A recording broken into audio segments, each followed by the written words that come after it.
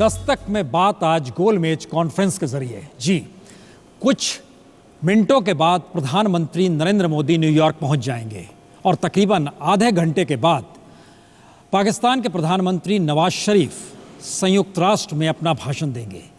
लेकिन उस भाषण से पहले जो संकेत मिलने शुरू हुए हैं, 3 स्तर पर संकेत मिलने शुरू हुए हैं। एक तरफ नवाज शरीफ ने मुलाकात की संयुक्त राष्ट्र के जनरल से और उसमें उस बात का जिक्र किया कि कश्मीर मुद्दे को लेकर क्या कहा जाना चाहिए या नहीं कहा जाना चाहिए। उससे पहले पाकिस्तान के विदेश सचिव ने प्लेबसाइट की बात कश्मीर को लेकर कर दी और इस बात का भी जिक्र कर दिया कि दरअसल अब हम नहीं, भारत आए अगर बात करना चाहता है तो। और सरताज अजीज का गुस्सा भी आज कैमरे के सामने बार बार छलका जब मीडिया ने यह कहकर दरवाज़ा खटखटाया कि पाकिस्तान के प्रधानमंत्री कहेंगे क्या।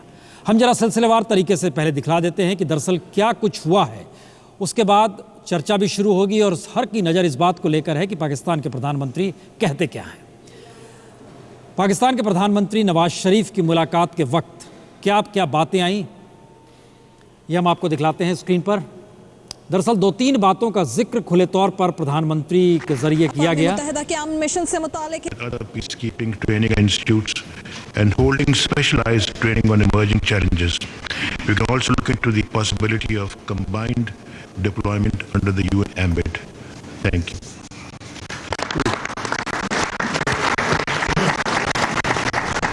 अक़वाम मुत्तहिदा के अमन मिशन से मुतालिक इजलास। Other peacekeeping training institutes and holding specialized training on emerging challenges.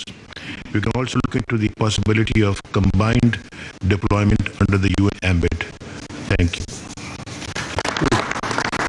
Nawaz Sharif का संयुक्त राष्ट्र में भाषण होना है, लेकिन उससे पहले हम जरा ये सुनाने की कोशिश करते हैं कि सरताज अजीज साहब ने क्या कहा। और उसके साथ ही पाकिस्तान के विदेश सचिव की तरफ से जो बयान आया, उसने भी इस बात की दिशा में कदम बढ़ा दिए कि प्लेबसाइट का जिक्र किया गया और कहा गया कि हो सकता है पाकिस्तान के प्रधानमंत्री इस बात का जिक्र संयुक्त राष्ट्र में भी कर दें।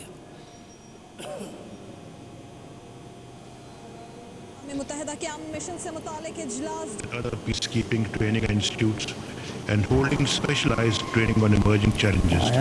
We can also look into the possibility of combined deployment under the UN ambit. Thank you.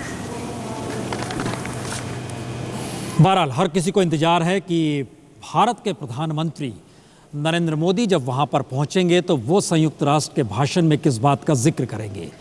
लगातार मुलाकातों का सिलसिला भी उनके साथ चलना है और इस बात का भी जिक्र लगातार हो रहा है कि बायलैटरल रिलेशन को लेकर जो बातचीत इस दौर में कहीं ज़्यादा एक नई स्थिति में भारत और अमेरिकी संबंधों को लाकर खड़ा करेगी या नहीं करेगी। लेकिन फिलहाल हर किसी की नज़र इस बात को लेकर है कि क्या वाकई पाकिस्तान कश्मीर के मुद्दे को जोर शोर से क्या संयुक्त राष्ट्र में उठाएगा।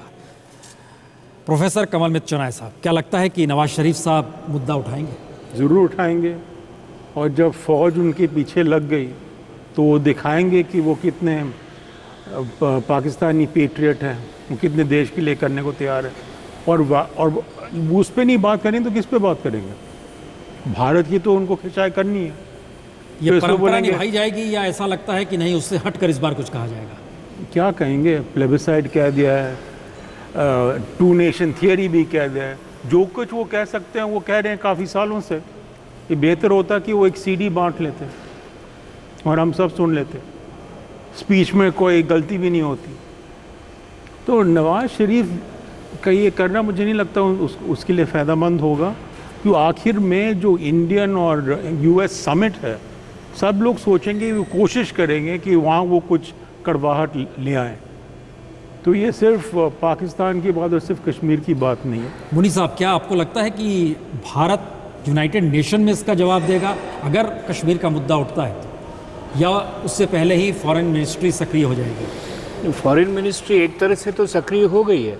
सुषमा जी ने जवाब दे दिया, एक जो जवाब देना चाहिए था सरताज अजीज़ की बात का, और ये कहा कि गलती आपने की।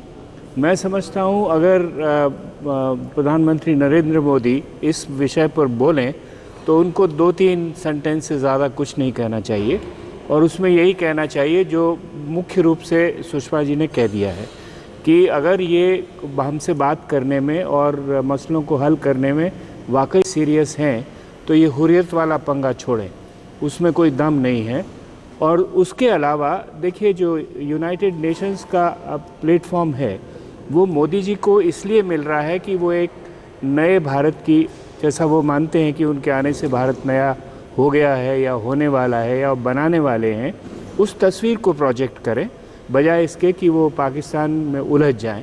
पाकिस्तान का जवाब ज़रूर देना चाहिए, लेकिन उनको बताना चाहिए कि नया भारत किस तरह से खुला हुआ है, किस तरह से कॉन्फिडेंट है, सेल्फ कॉन्फिडेंट है, किस तरह से टेररिज्म लड़ने के लिए वो विश्व समुदाय के साथ मिल सकता है और विश्व समुदाय का साथ भी चाहता है, और किस तरह से वो अपनी व्यवस्था को बदल कर वहाँ के विकास को करने के लिए